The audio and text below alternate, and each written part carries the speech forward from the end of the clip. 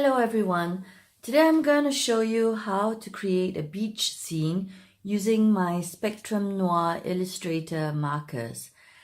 Today's video will also be the closest thing that I have done to in making a live video. Obviously this is not live, but all the videos I've done before were voiceovers. So today I'm just going to talk while I'm making my card. And so if my dog barks or the postman comes, I'll have to pause, and so you'll just have to excuse me for that. So as I was saying, I'm going to show you how I color a beach scene using my Spectrum Noirs. And for the stems, I'm going to use clearly Besotted Cool Dude. I'm going to use this cute little turtle. My turtles, I call them Terry. I don't know why, Terry the turtles. So, well, I'm going to use this cute little turtle that I feel like he's sunbathing. And then I'm going to use these coconut trees, palm trees, I think. No, I think they're coconut trees. These coconut trees to give him a shade because we don't want Terry to catch a sunburn, do we? So, let's get started. Oh, and for the cardstock, I use Crafter's Companions Nina Classic Crest card, Ultra Smooth Solar White card, 260 grams. Yep. And which I already had cut them down to, okay, I'm using the metric system. I cut them down to 15 by 11 centimeters. Right. Now, to get the color of the beach and the water, I did a few hours of coloring and testing, and I came up with these blends that I love. And to get this chart, I'll put a link onto the YouTube in the YouTube comments. I'll put a link to show you where you can get this color blend chart to download. I don't have the name of the blogger on my head at the moment. That's the problem with not doing voiceovers. I can just run off and look for the name of it, if not it'll take too much time. So I'll put the link down under my YouTube video, and you can see where you can download this chart. So these are some of my favorite blends. As you can see, I haven't put down that many because I've just started playing around with my Spectrum Noirs just about a few weeks ago. So I've decided to use this blend, all right, using the TB9, that's the darkest one here, the TB7, that's this one here, all right, and then the TB5, the TB3, the TB2, then we get lighter, the TB1, and the IB1, because I wanted a little tinge of green at the end towards the beach. Right, so I'm not sure why I have so many blues. I'm sure I could have made do with a lot less blues, but well, I'm just a chronic spender, I guess. Anyway, so now we come to the sand. For the sand, I used two different color ranges. So with Spectrum Noir, and I guess with Copics, I'm not sure because I don't have Copics, they're too expensive for me. So I used the red browns, and then I also used the MBs, which is muted browns. Right, so I started off with the RB2, the RB1, the MB2, MB1, and then I went on to FS8 to get a really clear, once we get towards closer to the beach area, not to the sea area. I wanted the sand to be really clear, like you can imagine white soft sand. All right, and these little dots are to remind me that I have to put them on the sand because there are always little bits of stones and seashells on the beach. Right, if you don't know Spectrum Noir Illustrator alcohol markers, I got mine from Crafter's Companion in the UK because I live in Germany. So what I love about these is that, first of all, they're much cheaper than Copics. I was thinking of buying Copics, obviously, and when I went to my local store, looking at my budget, I could only buy 6 Copics, 6 to 10 Copics, but for the same price, I bought like 24 Spectrum Noirs. And what I love about them is that they have a brush tip, right? That's really nice. But they also have a very fine tip, which is great for coloring small stamps and figures. Right, so let's get down to it. So first of all, I'm going to make sure where is mine? This is where I'm going to put the coconut trees, and I'm going to define now the line where the sand, sorry. So I think I'm gonna stop the sand here, and I'm going to have the sea up here and a little bit of the sky up there. So let's go ahead. So I'm going to do this freehand. I'm not going to draw a straight line because where the shore meets the sea, obviously with the sea coming in, it's not very straight. But here I'm going to make a kind of straight line. We can deal with that, all right? Just so I know where to stop blending. So I'm going to start with the darker color first. So it's the RB2, right? And I'm going to go all the way up. Wait, let me just take this away so that the bottom part doesn't get,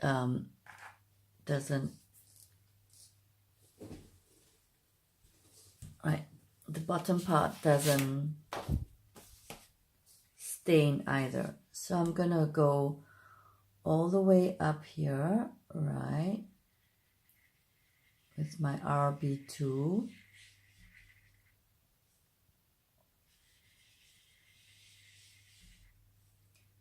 And I'm just gonna give some layers, right. Now the key to blending, as in with Copics, is just to go over the lines and the division lines, right? You'll see now I'm using RB1. Obviously I'm going to put all the colors down at the bottom under the YouTube video. So you see, you're starting to see streaks, but if you just go over them, right, you'll see that they blend really well. Now I'm not doing straight lines because I want the beach to have some texture. So that's why I'm just moving them up a little bit. So that's the RB1. Now I'm going to go to RB2. No, sorry, MB2.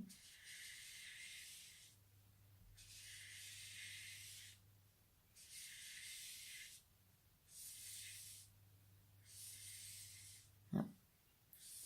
See, I'm going to go over them.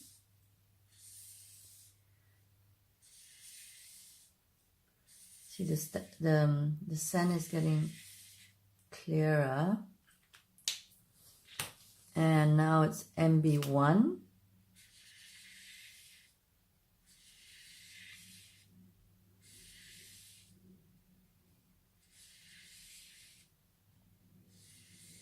just go over any lines you see. All right. I'm going to go over this one too and come down.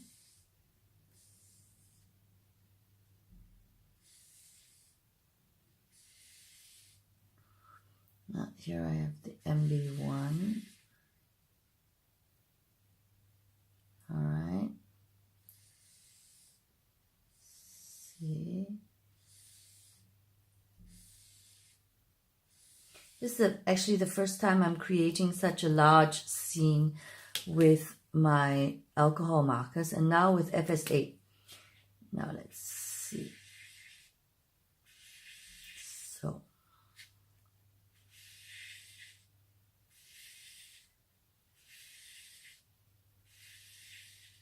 So this comes the sandy part, the white sandy. I think I have a feeling that I put too much of the dark colors, and so there's not so much of the white sandy bits. So my sand is too dark, I think.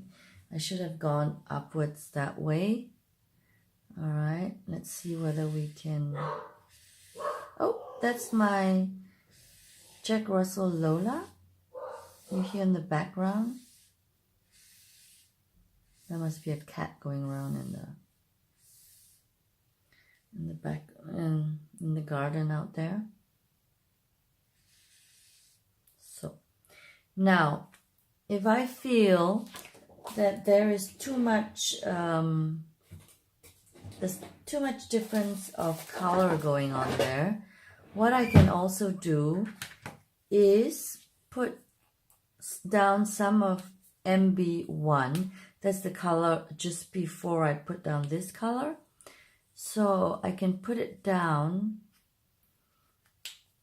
on a stamp block and then go over it with the clearest FS8 and just come in, and you see it's taken the color, and so it provides a more seamless blend.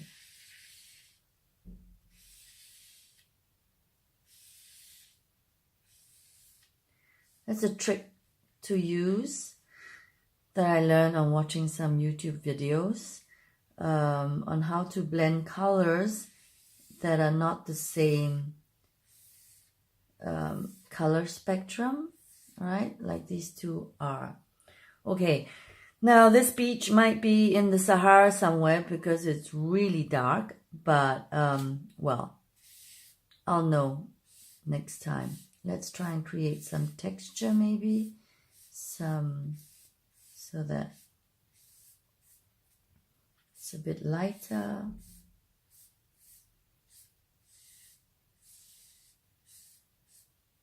So what happens when you go in with a lighter color to a darker shade is that the lighter color takes away the color of the darker shade.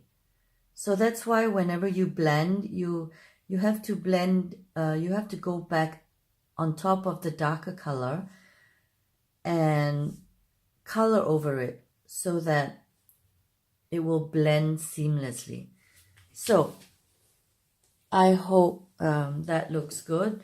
This, okay, was not the best try for a beach scene, but I think it looks really good if you want to do, it's a good color if you want to do an underground mole kind of scene. I think this is a perfect color for that.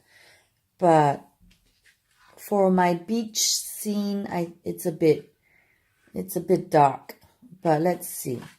If not, we can do it over again. And now on the camera, I see that this looks like a really big division, but in real life, it doesn't show that much. You see, it's more like this color in real life. A gradual, so, okay. Now let's do the sky now.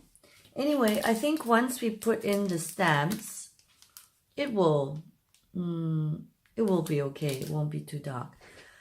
If I really wanted to, I could go over with the blender pen and also take away some ink, because contrary to what the blender pen sounds like, it doesn't really blend. It just takes away ink. Guess that's one way of blending. So right, let's do the sky now. Right, I'm going to start with the line of the darkest color. It's called TB9 Black Blue. And I'm going to do a line here like this. Now, is that straight? That doesn't look straight, does it? Okay, doesn't matter because that's the C, so we can get multiple colors in, that's fine. Then I'm going to go over with TB7.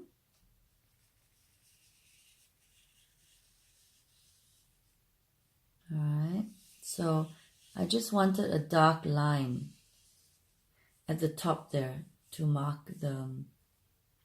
All right.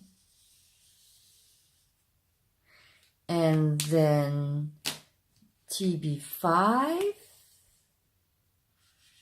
You see, I am not starting at the line. I'm going over it so that it'll blend better. All right.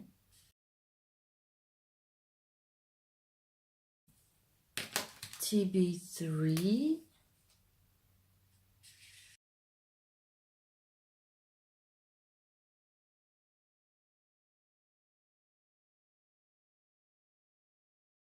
Then TB2.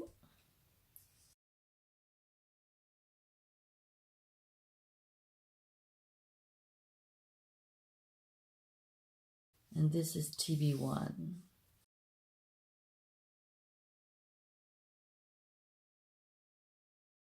And now I'm going to go in with IB1. It's a bit greenish, right? So that it gives a nice, and I'm going to go over everything with this color.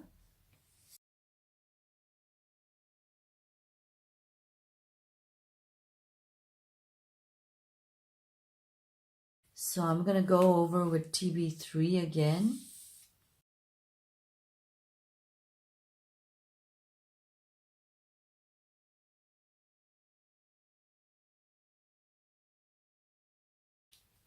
And TB1.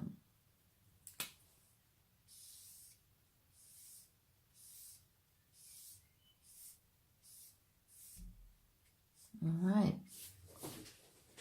Okay.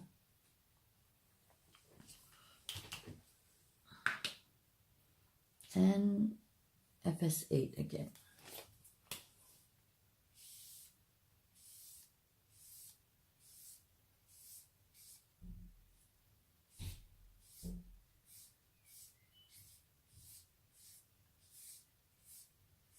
You can do this to try and take out some color because this is so much lighter, to give it some more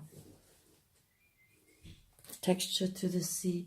Again, you can see that there is a huge division here, which there isn't so much on the card itself. It's but I'm gonna go in and try and blend it again.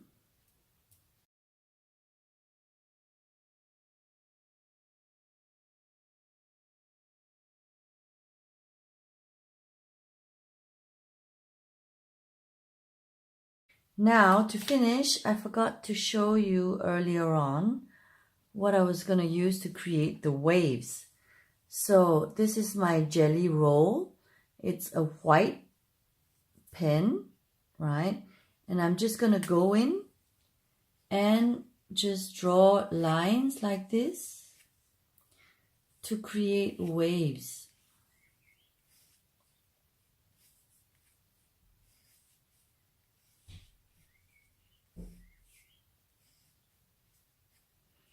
And then afterwards, I'll come up with some little dots.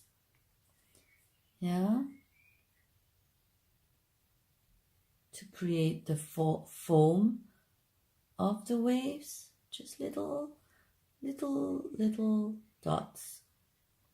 So it looks like the waves breaking on the surface of the water, like tiny little mountains or dots, or you know, so that looks like the waves. And over here there's going to be a lot of waves. I'm going to go over the border between the sea and the beach, and I'm gonna give it more little peaks as it breaks into the sea, and just down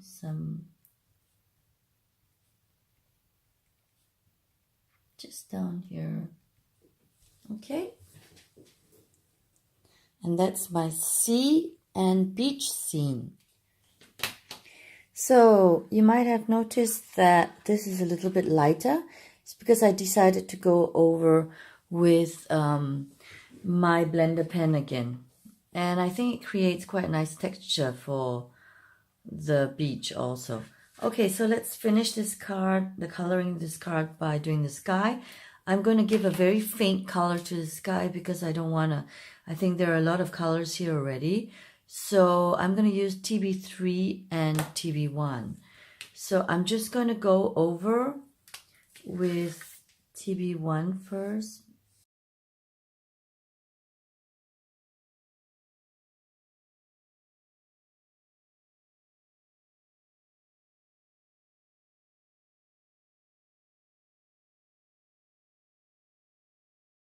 And while it's wet, I'm going to go over to the top and give it the sky, a horizon. All right.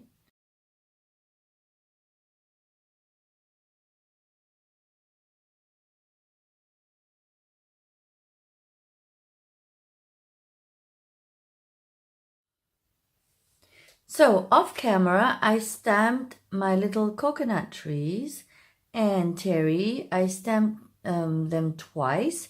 The coconut tree, I stamped it with VersaFine Spanish moss, and Terry, I stamped him with Tim Holtz Evergreen Bow Distress ink, Evergreen Bow.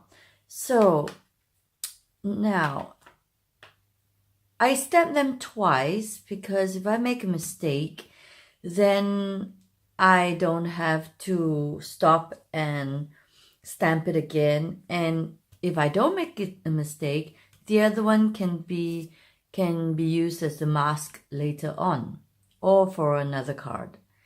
And just in case, as you see Terry here, the first time I stamped him, it was not so good. So the second time was much better. So that's the advantage of stamping it twice also. So for the trees, I'm going to use my greens. I have lots of greens also, as you can see, but never the ones you want, isn't it? I mean, it's close to what I was looking for, but not exactly. Just like clothes, you can never have enough.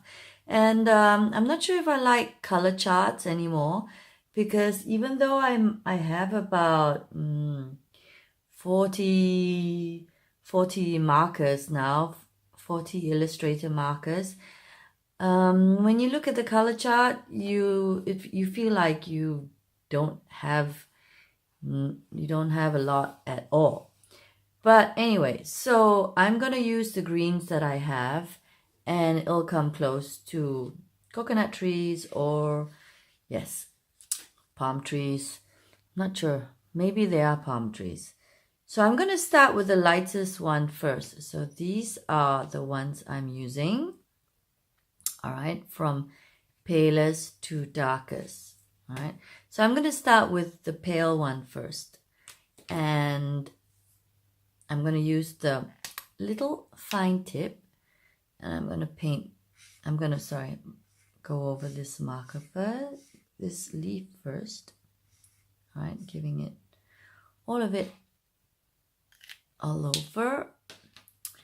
And now I'm going to come in with the darkest AG3 and just go in like this.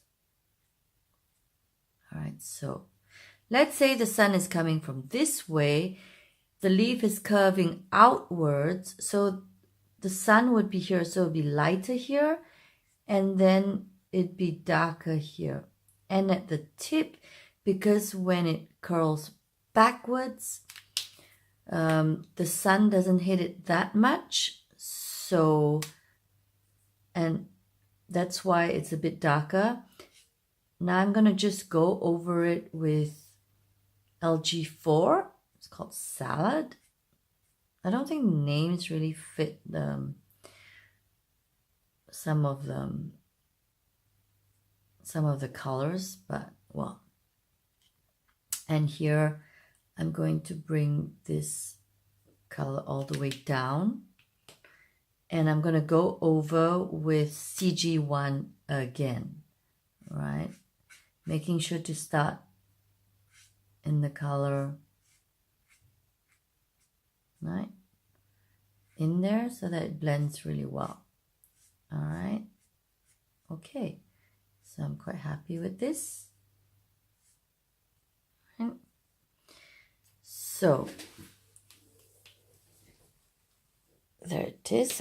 You can't really see it very well, right? But I'm quite happy with the blending. All right, so I'm going to do the next one. Now this leaf is under this leaf, so it's going to create a bit of shadow, but just let me go in and put in the lightest one first. Okay.